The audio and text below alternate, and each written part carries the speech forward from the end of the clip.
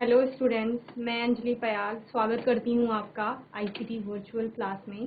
कैसे हैं आप सब लोग? उम्मीद करती हूँ आप सब लोग अच्छे होंगे और अपनी लाइफ में बहुत बेहतर कुछ कर रहे होंगे। आज हम बात कर रहे हैं क्लास 9th की साइंस की, जिसमें कि हमारा 4th चैप्टर चल रहा है स्ट्रक्चर ऑफ द एटम, यानी कि परमाणु की संरचना की बात हम यहाँ पर कर रहे हैं। ओके, और ये चैप्टर हमने पढ़ लिया था। कुछ सेशन से हम इसके एक्सरसाइज लेके चल रहे हैं और आज कल तक के सेशन में हमने इसमें क्या पढ़ा था, एमसीक्यूज देखे थे। आज के सेशन में हम फिलअप्स को लेकर के चलेंगे और कुछ मैच द फॉलोइंग भी देखें। ठीक है, तो आइए चलते हैं। Fill in the blanks. तो आपको रिक्त स्थान यानी कि खाली जगह दी जाएगी और उसको किसी एप्रोप्रिएट वर्ड या करेक्ट वर्ड से आपको क्या करना है, फिल करना होता है। ठीक है, पहला है आपका Rutherford's alpha particle scattering experiment led to the discovery of the. तो ये रदरफोर्ड का जो अल्फा प्रकीर्णन हुआ था वो किसकी डिस्कवरी करता है? तो किसकी डिस्कवरी करता है? हमने आपको बताया था कि जब अल्फा पार्टिकल सोने की पन्नी में डाले गए तो क्या हुआ था वहां पर, तो अलग डिफ्लेक्शन हुआ था अल्फा पार्टिकल्स का। भारी जो अल्फा कण थे वो डिफ्लेक्ट हुए थे, यानी विचलित हुए थे अपने मार्ग से, या फिर अपने मार्ग से सीधे निकल गए थे। तो वो विचलन किस प्रकार देखा गया था कि इतने सारे जब आपने अल्फा पार्टिकल डाले उनमें से कुछ ही कणों में विचलन पाया गया और वो कण विचलित हुए, और किसकी वजह से हुए? वहां पर कुछ तो भारी था जिसका मास ज्यादा था, और साथ ही क्या था जिसमें कि द्रव्यमान तो है ही, साथ साथ जिसमें धनावेश था। तो उसको क्या नाम दिया गया था? न्यूक्लियस, नाभिक नाम दिया गया। तो यानी इसकी जो डिस्कवरी है वो किसकी डिस्कवरी करता है? एटॉमिक न्यूक्लियस की, यानी कि परमाणु का जो नाभिक है उसकी। ओके,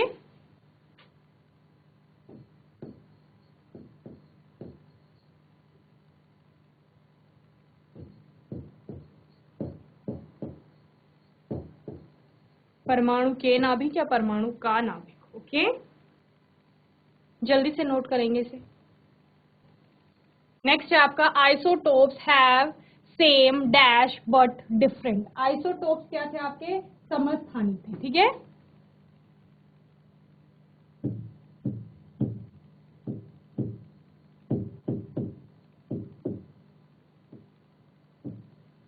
तो समस्थानिक में समान क्या होता है?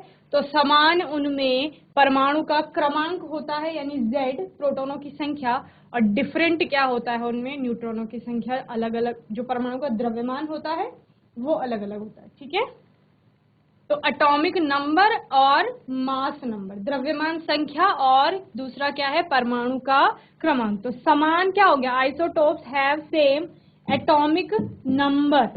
ठीक है, यानी कि परमाणु का क्रमांक तो इनका समान होता है, Z की वैल्यू,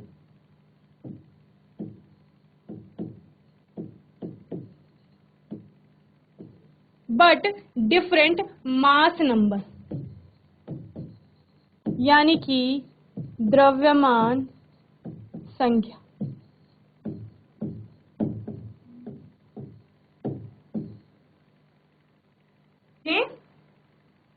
चलिए नेक्स्ट क्वेश्चन देखेंगे। थर्ड है आपका neon and chlorine have atomic number 10 and 17 respectively. यानी नियॉन का 10 है और क्लोरीन का कितना है? 17 है, ये आपको पता ही है। There valencies will be, valencies कितनी होंगी? तो वैलेंसीज कितनी होती हैं? जब हमने कहा था कि आउटर मोस्ट शेल में जो आपका इलेक्ट्रॉन होगा, ठीक है, या फिर जो उसकी संयोजन शक्ति होती है जिसके द्वारा वो किसी दूसरे परमाणु से जुड़ता है, वही उसकी संयोजकता यानी कि वैलेंसी कहलाती है। क्लियर है? तो यहाँ पर 10 इसमें इलेक्ट्रॉन है और 17 इसमें है, तो 10 का विन्यास क्या हो जाएगा? 2 और 8 का, इसका अष्टक पूरा है। वहीं पर क्लोरीन का कितना आ जाएगा? 2 8 7 इसका इलेक्ट्रॉनिक विन्यास। जब आप इलेक्ट्रॉनों का वितरण करेंगे तो इस प्रकार से शेल में इलेक्ट्रॉन भरे जाएंगे, 2 8 7। तो ऑक्टेट पूरा करने के लिए 1 इलेक्ट्रॉन चाहिए वहां पर। ठीक है, और नियॉन को कितने चाहिए? नियॉन का ऑक्टेट तो पहले से ही पूरा रहता है, तो उसकी वैलेंसी 0 आ जाती है, और आपका जो क्लोरीन होता है उसकी 1 होती है। क्लियर है? चलिए जल्दी से नोट करेंगे इसे।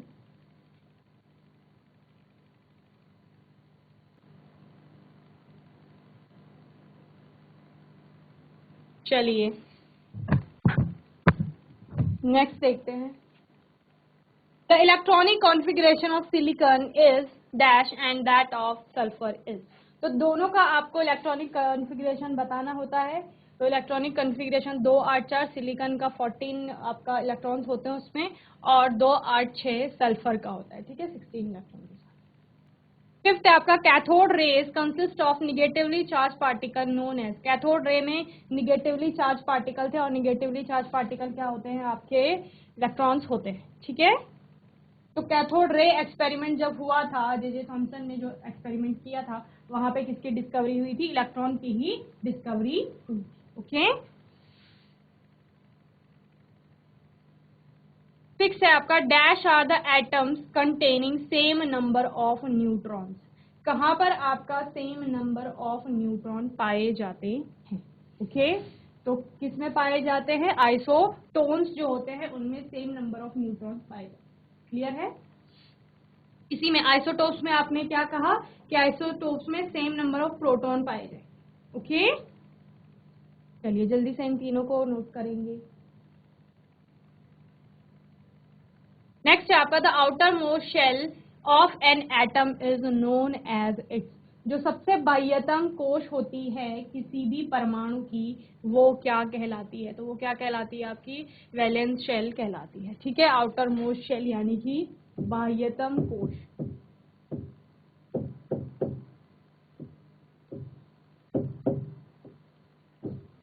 तो बाह्यतम कोश को क्या कहते हैं, संयोजी कोश भी कहते हैं।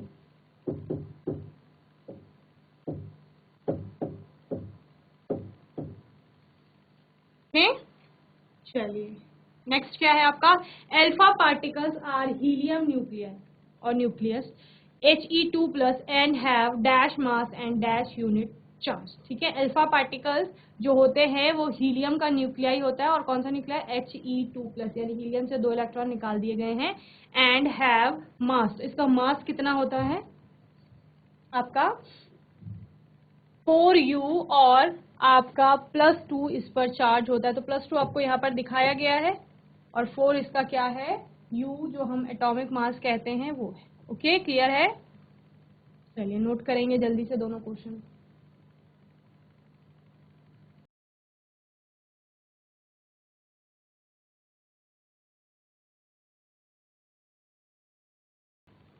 चलिए नेक्स्ट क्वेश्चन देखते हैं। The maximum number of electron in a shell is given by। Maximum number of electron in a shell is given by. किसी भी शेल में मैक्सिमम कितने इलेक्ट्रॉन रहते हैं वो किसके द्वारा दिखाया जाता है, तो 2n² के फॉर्मूले से उसको हम बताते हैं। जैसे हमने k शेल में इलेक्ट्रॉन रखने थे तो हमने उसके लिए 2n² से निकाला था, l के लिए हमने 2n² से निकाला था, m के लिए हमने 2n² से निकाला था, ठीक है।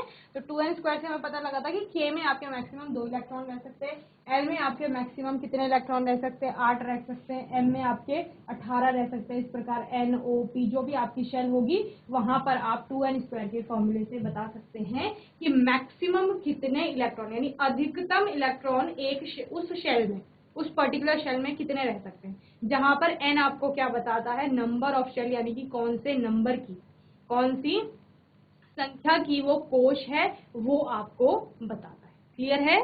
चलिए 10 है आपका neutrons were discovered by. Neutrons को किसने ढूंढा था, तो जेम्स चैडविक ने आपके न्यूट्रॉनों की खोज की थी। ओके, यहीं पर आपको पता है इलेक्ट्रॉनों की खोज किसके द्वारा की गई थी, आपके थॉमसन के द्वारा, और प्रोटोनों की खोज रदरफोर्ड के द्वारा की गई थी। प्रोटोन आपके एनोड रे एक्सपेरिमेंट में आते हैं, वही कैथोड एक्सपेरिमेंट में कौन आता है, इलेक्ट्रॉन की डिस्कवरी, ठीक है। तो एनोड रे एक्सपेरिमेंट जब पॉजिटिव चार्ज के लिए हुआ, वहीं पर कैथोड रे एक्सपेरिमेंट जब नेगेटिव चार्ज के लिए हुआ। क्लियर है। चलिए नोट करेंगे जल्दी से दोनों को। चलिए नेक्स्ट क्वेश्चन देखते हैं। Match the names of the scientist given the column A with their contribution towards the understanding of the atomic structure as given in column B, ठीक है। कॉलम ए में आपको साइंटिस्ट के नेम दिए गए हैं, और कॉलम बी में उनकी जो डिस्कवरीज हैं उनके बारे में बताया गया है। तो आपको मैच करना है, यानी मिलान करना है, मिलाना है आपको, जो सही होगा उसको मिलाना है एक साथ, ठीक है। जैसे पहला है अर्नेस्ट रदरफोर्ड। तो रदरफोर्ड ने आपका क्या किया था, रदरफोर्ड ने अल्फा पार्टिकल्स वाला एक्सपेरिमेंट किया था एटम के लिए, ठीक है। सेकेंड है जे थॉमसन। जे थॉमसन ने क्या किया था? जे थॉमसन ने इलेक्ट्रॉन की डिस्कवरी भी की, कहाँ पर? कैथोड एक्सपेरिमेंट में। और साथ ही उन्होंने क्या किया? साथ ही उन्होंने जो आपका वाटरमेलन मॉडल था, यानी तरबूज का मॉडल और प्लम पुडिंग मॉडल था एटम के लिए, वो भी उन्होंने दिया था। डाल्टन की बात करें तो डाल्टन ने सबसे पहले अवधारणा रखी थी, जब साइंस में हम एटम के बारे में पढ़ते हैं तो जो फिलोसोफर दार्शनिक थे, अलग अलग Indian philosopher and Greek philosopher, उसके बाद डाल्टन का सिद्धांत आता है परमाणु के लिए, जिन्होंने क्या कहा था कि जो आपका परमाणु है वो सूक्ष्मतम है, यानी कि सबसे छोटा है, और अविभाज्य है, यानी कि इंडिविजुअल है। ठीक है, तो यह अवधारणा उन्होंने रखी थी। नील्स बोहर ने क्या किया था? नील्स बोहर ने आपको बताया था कि जो परमाणु होता है उसमें जो इलेक्ट्रॉन होते हैं वो अलग अलग ऊर्जा स्तर में पाए जाते हैं। ठीक है। जेम्स चैडविक ने न्यूट्रॉन के बारे में बताया था। वहीं ई गोल्डस्टीन ने आपको किसके बारे में बताया? ई गोल्डस्टीन का प्रोटॉन में भी आपका योगदान देखने को मिलता है। तो प्रोटॉन क्या होता है? आपका एटॉमिक नंबर होता है, तो एटॉमिक नंबर के बारे में भी वहां पर आपको पता चलता है। ठीक है, तो इस प्रकार से हमने अलग अलग वो देखे। ठीक है, तो इस तरह से इसका लास्ट मोजले हैं तो उन्होंने एटॉमिक नंबर के बारे में बताया था। ठीक है, केनाल रे एक्सपेरिमेंट में आपका ई गोल्डस्टीन का भी आता है। तो इस प्रकार से अर्नेस्ट रदरफोर्ड ने क्या दिया? ऑफ न्यूक्लियस, यानी कि जो आपका एल्फा पार्टिकल वाला उन्होंने एक्सपेरिमेंट किया, तो वहां पे उन्होंने नाभिक खोजा था। ठीक है, दूसरा क्या है आपका? J Thomson. तो जे थॉमसन ने क्या बताया? आपका डिस्कवरी ऑफ इलेक्ट्रॉन की खोज की थी कैथोड एक्सपेरिमेंट में। Dalton indivisibility of atom. Niels Bohr stationary orbit, जिसको हमने क्या कहा आपका कि जो आपकी इलेक्ट्रॉन्स होते हैं वो एनर्जी लेवल्स में पाए जाते हैं, तो ये स्टेशनरी ऑर्बिट्स क्या है? वही। ठीक है, जेम्स चैडविक की बात करें, उन्होंने न्यूट्रॉन को खोजा। ई गोल्डस्टीन का नाम कैनाल रे में आता है। वहीं पर मोजले आता है आपका एटॉमिक नंबर के बारे में जिन्होंने बताया। ठीक है, क्लियर है? चलिए जल्दी से नोट करेंगे इसे।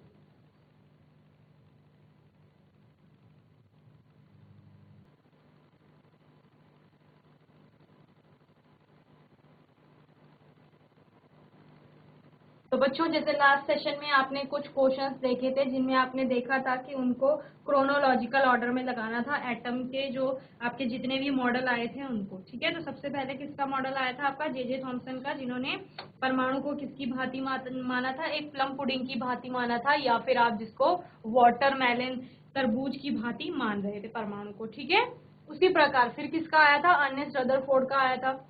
और इन सबसे पहले क्या हो चुका था? इन सबसे पहले इलेक्ट्रॉन और प्रोटॉन की खोज हो चुकी थी। कब? जब आपका थॉमसन का मॉडल आया, उससे पहले उन्होंने कैथोड एक्सपेरिमेंट किया था जहां पर इलेक्ट्रॉनों की खोज हुई थी। ठीक है, और साथ ही उसके बाद एनोड रे एक्सपेरिमेंट में रदरफोर्ड ने प्रोटॉन को भी डिस्कवर कर लिया था। क्लियर है?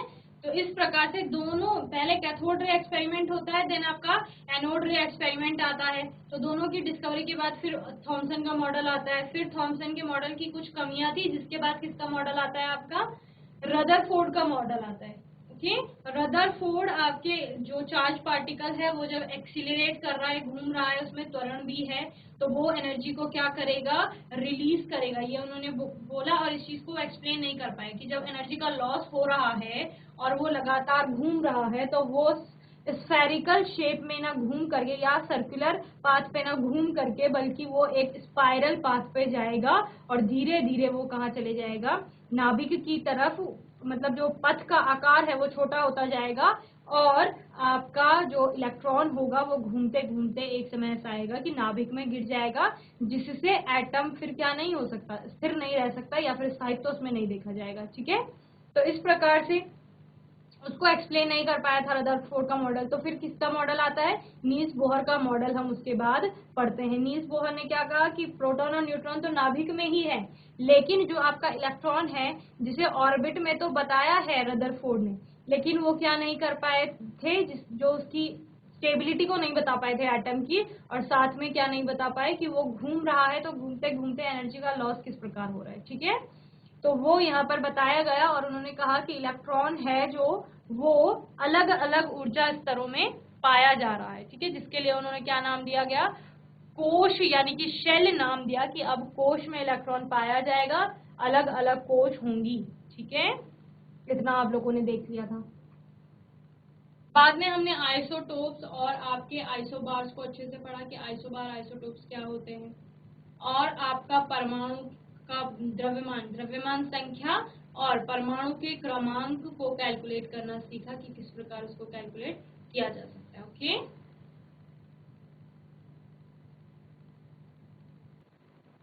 चलिए नेक्स्ट देखते हैं। नेक्स्ट आपका मैच द फॉलोइंग है, जहां पर आयंस आपको दिए गए हैं, आयंस को मैच करना है।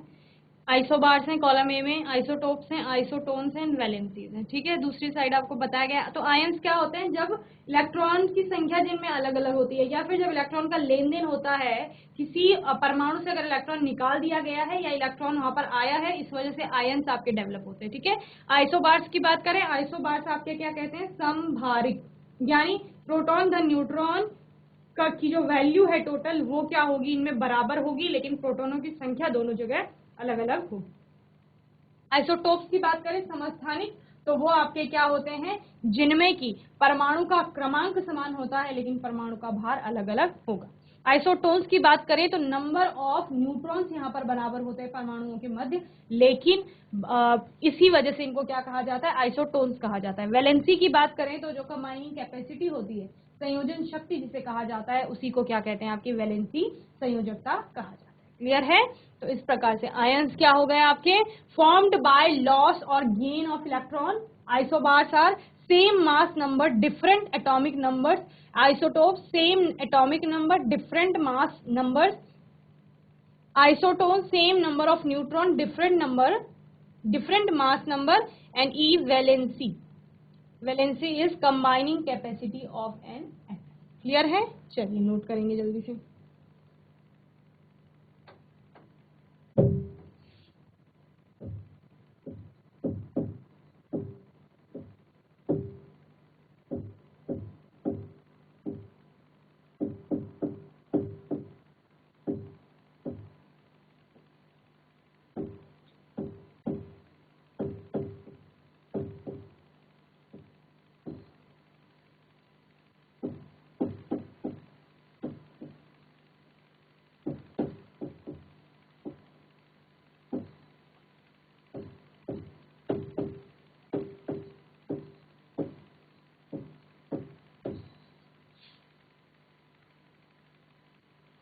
चलिए नोट करेंगे इन्हें जल्दी से।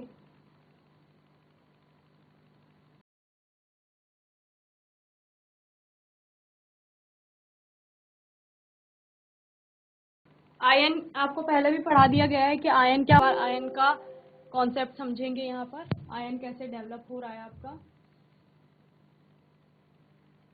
ठीक है, जैसे आपका एक परमाणु होता है, ठीक है, क्या होता है? परमाणु। ये आपका कोई परमाणु है, ये आपका क्या है? कोई परमाणु है, एटम।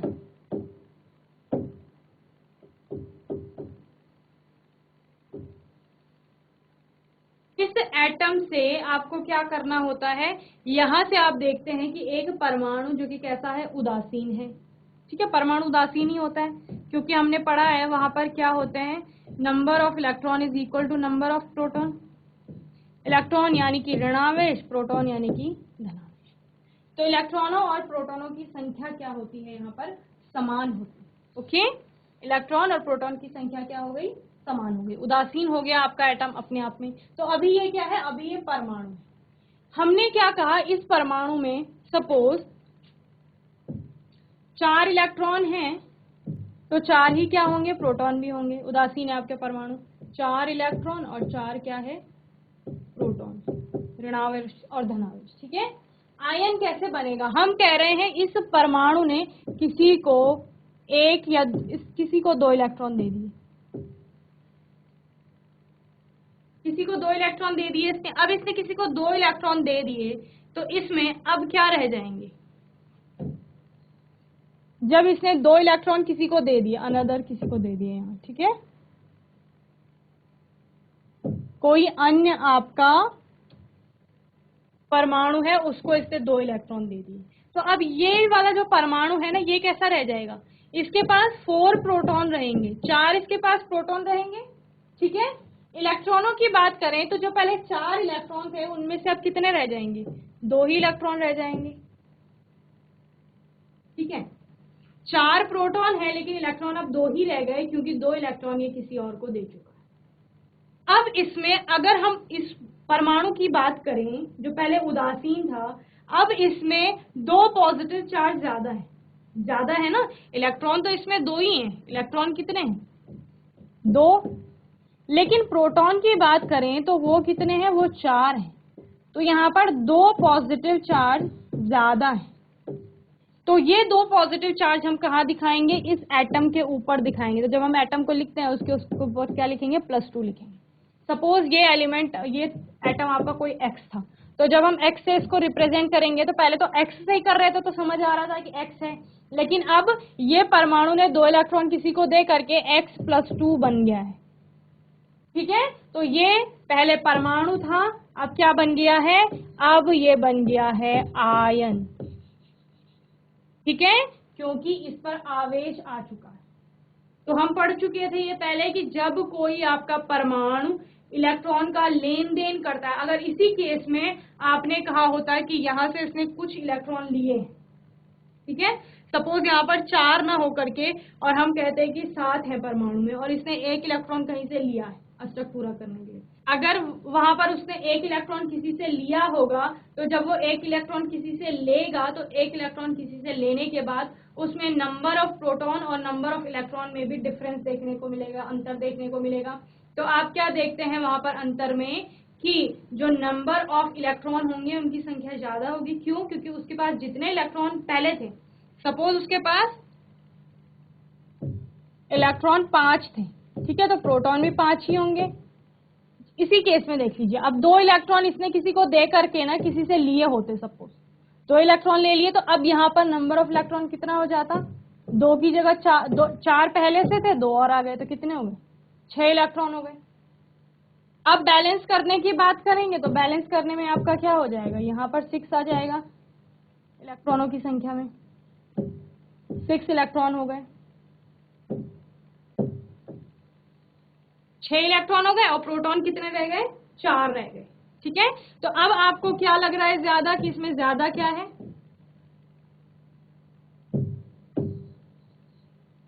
ज्यादा है इसमें निगेटिव चार्ज, कितना? 2 इलेक्ट्रॉन इसमें ज्यादा है।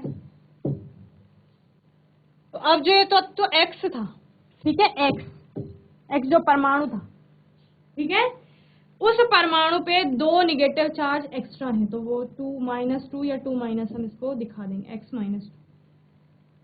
क्लियर है? तो ये भी क्या हो गया? ये भी आपका आयन हो गया है और इस आयन पे इस प्रकार -2 यानी कि ऋण आवेश है। ठीक है, तो कोई भी जो आपका परमाणु होता है वो इलेक्ट्रॉन का लेन देन करके, किसी को इलेक्ट्रॉन दे करके या किसी से इलेक्ट्रॉन ले करके आवेश ग्रहण करता है, आवेशित हो जाता है, तो वो क्या कहलाता है? आपका आयन कहलाता है। क्लियर है? चलिए नोट करेंगे इसे जल्दी से।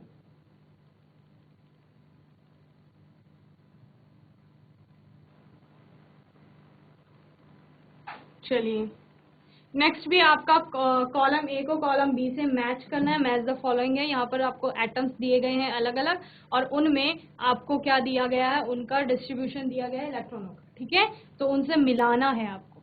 ठीक है, ये क्या है? एटम्स है या एलिमेंट्स के एटम्स है, तत्वों के आपके परमाणु है, ये इनका इलेक्ट्रॉनिक डिस्ट्रीब्यूशन आप कह सकते हो। ठीक है, डिस्ट्रीब्यूशन है। ठीक है, क्लोरीन एटम, Cl एटम की बात करें तो कितना? 17 इसका परमाणु क्रमांक होता है। तो 17 को अगर आप अलग अलग शेल में रखेंगे तो किस प्रकार बनता है? 2, 8, 7। ठीक है, 17 Cl। सोडियम की बात करेंगे तो सोडियम में आपके कितने होते हैं? 11 एटम, 11 आपके इलेक्ट्रॉन्स होते हैं। ठीक है, तो जिसको आप 2, 8, 1 करके लिखते हैं। ओके, मैग्नीशियम आयन और मैग्नीशियम एटम। मैग्नीशियम एटम कहता है कि मेरे पास 12 परमाणु क्रमांक है, जिसका मतलब है कि 12 ही उसमें क्या होंगे? इलेक्ट्रॉन। परमाणु की बात कर रहे हैं। ठीक है, और जब ये परमाणु से आयन बनाता है तो क्या करता है, 2 इलेक्ट्रॉन किसी को अपने दे देगा। तो जब एटम रहेगा तो उसके पास 2 8 2 का रहेगा वितरण, और जब इसमें से ये 2 इलेक्ट्रॉन किसी को दे देगा तो वो क्या बन जाएगा, मैग्नीशियम आयन बन जाएगा, यानी Mg+2 बनाता है। ठीक है, तो इस प्रकार से ये तो आपका Cl है, Cl एटम, ये Na है सोडियम, ये Mg+2 और ये Mg। क्लियर है। तो क्लोरीन का एटम जो Cl का एटम है वहां पर आपका 2 इलेक्ट्रॉन K में,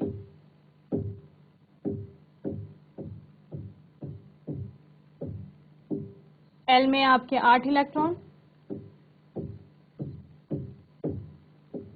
और आपके M में 7 इलेक्ट्रॉन। Cl का ये होता है, Na का क्या होता है, Na में भी 3 ही शेल होती हैं, 1 2 3। पहली शेल में 2 इलेक्ट्रॉन, दूसरी शेल में 8 इलेक्ट्रॉन, और तीसरी शेल में 1 इलेक्ट्रॉन। ठीक है। मैग्नीशियम की बात करेंगे तो मैग्नीशियम का पहली शेल में 2 इलेक्ट्रॉन, दूसरी शेल में 8 इलेक्ट्रॉन, तीसरी शेल में 2 इलेक्ट्रॉन। Mg+2 क्या करता है, +2 कब आ रहा है, जब ये 2 इलेक्ट्रॉन इसने दे दिए हैं किसी को, तो अब क्या आ जाएगा, 2 ही शेल बचेंगी, पहली में 2 इलेक्ट्रॉन और दूसरी में आपके 8 इलेक्ट्रॉन। क्लियर है। इस प्रकार से आपका बन रहे हैं अलग अलग, जल्दी से नोट करेंगे।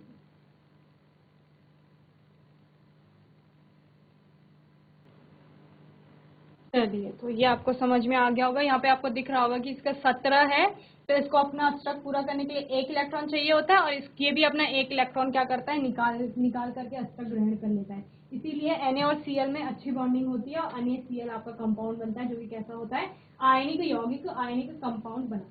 ठीक है, क्लियर है बच्चों। चलिए, नेक्स्ट क्वेश्चन है, answer the questions in 1 word. जो प्रश्न दिए गए हैं उनका उत्तर एक शब्द में आपको देना है। फर्स्ट है, which symbol are use to represent different Bohr's orbital.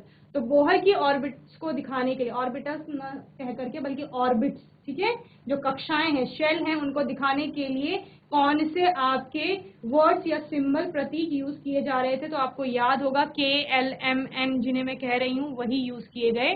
तो KLMN एंड सो ऑन। ठीक है, आगे जैसे जैसे शेल बढ़ती जाएगी, एन के आगे आप बढ़ते जाएंगे अल्फाबेटिकल ऑर्डर में। Which isotope is used in the treatment of cancer. तो कैंसर के ट्रीटमेंट में कौन सा यूज होता है, कोबाल्ट होता है आपका 60। ठीक है। नेक्स्ट क्वेश्चन है, what is the charge of anode rays. तो एनोड रेज में कौन सा चार्ज होता है आपका, क्योंकि वहां से प्रोटॉन निकला था, प्रोटॉन क्या है, पॉजिटिवली चार्ज है, तो एनोड रे पे भी आपका कैसा चार्ज होता है, पॉजिटिव चार्ज होता है। क्लियर है, नोट करेंगे जल्दी से। चलिए, नेक्स्ट क्वेश्चन देखते हैं। There are 14 protons and 13 neutrons in the nucleus of an atom, what is its mass number. यानी कि द्रव्यमान संख्या आपको निकालनी है, और द्रव्यमान संख्या बराबर होती है प्रोटॉनों की संख्या धन न्यूट्रॉनों की संख्या। तो 14 प्रोटॉन में 13 न्यूट्रॉन्स को आप ऐड कर लेते हैं, कितना आ जाता है, 27 आपका मास नंबर यानी कि द्रव्यमान संख्या आ जाती है। ठीक है, द्रव्यमान संख्या बराबर नंबर ऑफ प्रोटॉन्स यानी प्रोटॉनों की संख्या धन न्यूट्रॉनों की संख्या, आपको पता है।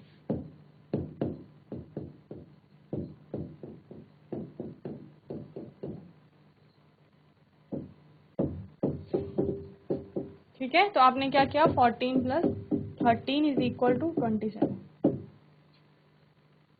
नेक्स्ट है आपका, which isotope of hydrogen is called protium. तो प्रोटियम किसको क्या कहा जाता है, पहले वाले आइसोटोप को कहा जाता है, जिसको आप क्या लिखते हैं, 1H1 लिखते हैं। ठीक है,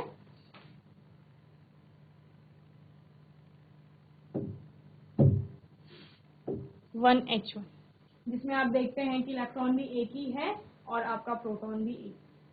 क्लियर है। चलिए, उसके बाद ड्यूटेरियम टाइटेरियम आप पढ़ते हैं, 1H2 और 1H3। 6 है आपका, which particle determine the mass of an atom. तो मास कौन सा पार्टिकल डिटरमाइन करता है, तो न्यूक्लियस में आपका मास होता है, और न्यूक्लियस में क्या क्या पाए जाते हैं, प्रोटॉन और न्यूट्रॉन पाए जाते हैं। नाभिक। ठीक है, तो होपफुली बच्चों आज का सेशन आपको अच्छे से समझ में आया होगा। आज के सेशन में हमने इसकी एक्सरसाइज करी, कुछ और क्वेश्चन आंसर्स देखे जहां पर हमने फिल इन द ब्लैंक्स की बात की, मैच द फॉलोइंग देखे, और साथ ही वन वर्ड्स में किस प्रकार किसी क्वेश्चन का आंसर आप देंगे वो हमने यहाँ पर सीखा। ठीक है, तो ये सारा आपको रिवाइज करना है, और कोई डाउट होगा, क्वेश्चन होगा तो आने वाले सेशन में आप पूछ लेंगे। और तब तक के लिए ICT वर्चुअल क्लास से जुड़ने के लिए धन्यवाद।